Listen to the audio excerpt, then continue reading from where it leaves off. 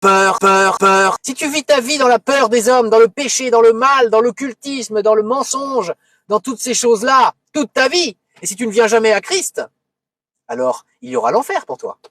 Un lieu de souffrance éternelle. Parce que Dieu est juste. La peur des êtres humains. Peur de ce que peuvent te faire des êtres humains. La réalité, c'est que si tu suis le Christ, du verbe suivre, si tu es son disciple, c'est-à-dire si tu as le Saint-Esprit, si tu marches dans ses traces, tu n'as pas à redouter les hommes, avec un grand H, hein, les hommes et les femmes qui te persécutent ou qui te persécuteront. Nous n'avons pas à avoir peur. Et si tu veux suivre le Christ, tu n'as pas à avoir peur non plus. Parce que dès l'instant où tu seras venu à Christ, tu seras persécuté. À un moment dans ta vie, tu seras persécuté. Et Dieu sera ton protecteur. Criez à Dieu quand on est persécuté. Dans le psaume, là, il fait appel à Dieu.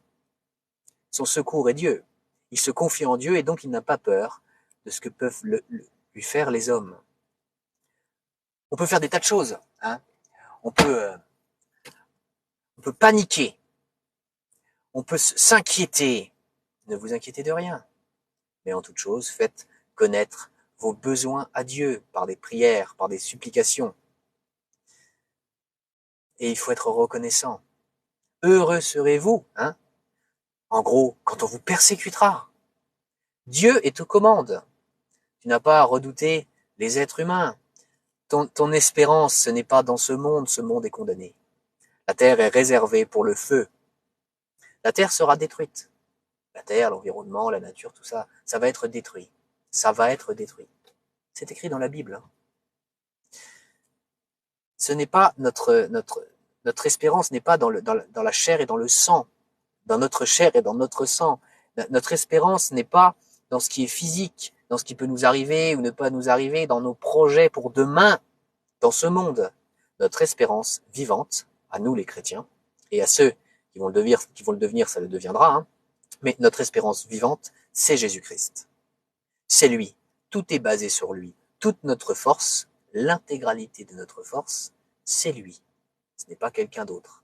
Ce n'est pas l'argent ou l'espèce de fausse sécurité qu'on peut avoir dans le travail ou la famille ou les amis ou je ne sais quel artifice. Hein. Ça peut être des choses beaucoup plus superficielles, genre la mode, quoi. Et les mecs, ils mettent tout dans les vêtements ou tout dans la voiture, quoi. Leur voiture est leur dieu. Ils placent leur sécurité dans des trésors qui se corrompent, qui rouillent. Mais que nous dit la Bible? Ne vous amassez pas des trésors dans ce monde, là où la rouille et la teigne sont là, quoi, hein, détruisent. Amassez-vous des trésors dans le ciel, des trésors éternels. Pourquoi?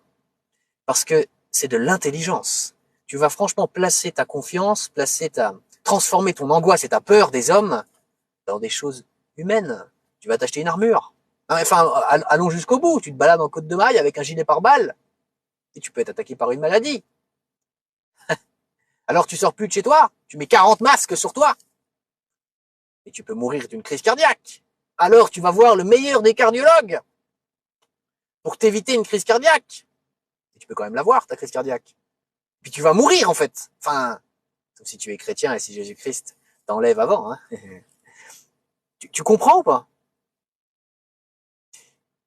Placer sa foi dans le Christ, c'est une exigence de Dieu. Faire confiance à Dieu, faire confiance à Jésus. Hein. Confiance, foi, ce sont des mots qui ont des choses en commun. Marcher par le Christ, par sa force, pour le Christ, pour sa gloire, pour toujours, dès maintenant sur terre et pour l'éternité au paradis, si tu es un élu ou une élue de Dieu. D'ailleurs, est-ce que tu veux l'être? Est-ce que tu veux vivre pour Dieu? Est-ce que tu veux placer ta confiance en lui et ne plus avoir peur des hommes pour sa gloire? Est-ce que tu veux cesser de trembler comme une feuille face au monde, face au diable, face au péché, face à toi-même, face à tes défauts, face à ce que te propose ce monde? Et est-ce que tu veux trembler devant Dieu d'une sainte crainte et placer ta foi dans le Christ et être victorieux sur la peur des hommes, être victorieux sur l'enfer, et avoir pour destinée éternelle le paradis, là où il n'y aura plus jamais aucune souffrance. Parce qu'il y a l'enfer sinon. Hein.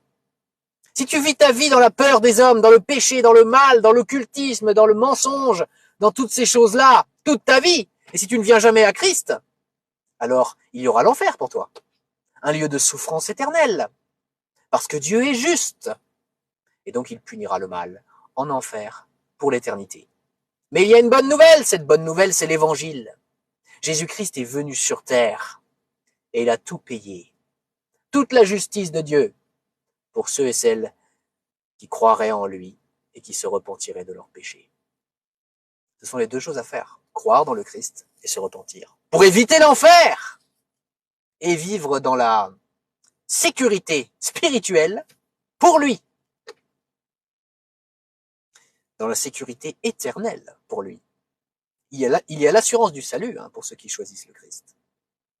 La Bible dit, car Dieu a tant aimé le monde qu'il a donné son Fils unique, afin que quiconque croit en lui ne périsse pas, mais qu'il ait la vie éternelle. Il faut donc que tu fasses deux choses pour venir à Christ, la foi et la repentance. Mais avant de t'expliquer ces deux choses, comme je le fais souvent, je te demanderai si tu veux suivre Jésus-Christ. Mais aussi, si tu t'engages en tant que chrétien à abandonner cette peur des hommes et à craindre seulement le Seigneur, je te demanderai de mettre ton prénom en commentaire à cette vidéo. Maintenant. Et voici les deux choses que tu dois faire si tu veux suivre Jésus-Christ. La foi et la repentance. Déjà la foi. Il faut que tu crois que Jésus-Christ est Dieu, est EST. Il faut que tu crois aussi que Jésus-Christ est le seul Fils de Dieu. Il est les deux et il faut que tu le crois. À la fois Dieu et le seul Fils de Dieu. Il faut que tu crois que Jésus-Christ est venu sur terre en tant que 100% homme et 100% Dieu pour payer pour tous tes péchés. Il faut que tu crois que Jésus-Christ a souffert pour tous tes péchés. Il faut que tu crois que Jésus-Christ est mort pour tous tes péchés sur la croix. Il faut que tu crois que Jésus-Christ a payé toute la justice de Dieu pour tous tes péchés à ta place. Il faut que tu crois que Jésus-Christ a payé ton enfer éternel à ta place. Et je ne dis pas que Jésus-Christ est allé souffrir en enfer. Ça, je n'ai pas trouvé d'endroit où c'est écrit dans la Bible. Mais ce que je te dis, c'est qu'il faut que tu crois que Jésus-Christ a payé ton enfer éternel à ta place. C'est-à-dire qu'il a réussi à payer ta punition illimitée en un temps limité. Voilà ce qu'il faut que tu crois. Et il faut que tu crois que Dieu a ressuscité Jésus-Christ au 3e jour. Et que Jésus-Christ ne mourra plus jamais. Que Jésus-Christ a vaincu la mort, le péché, le diable, le monde. Que c'est bien Dieu qui a ressuscité Jésus-Christ au 3e jour. Et que Jésus-Christ est vivant pour toujours. Voilà pour la foi. Et si tu as accepté de croire tout ce que je viens d'expliquer là, alors la deuxième chose qu'il faut que tu fasses, c'est la repentance. Il faut que tu pratiques une vraie repentance devant Dieu. C'est-à-dire qu'il faut que tu parles à Dieu en le priant. Et il faut que tu lui dises combien tu regrettes de lui avoir fait du mal par tes péchés. Il faut que tu t'engages devant Dieu à ne plus pratiquer le péché sous n'importe laquelle de ses formes. Et il faut que tu cites tes fautes, tes péchés à Dieu. Et il faut que tu lui demandes pardon. Alors arrête cette vidéo maintenant et pratique cette repentance. Tu ne dois avoir peur que d'une seule personne, de Dieu. Gloire à Dieu.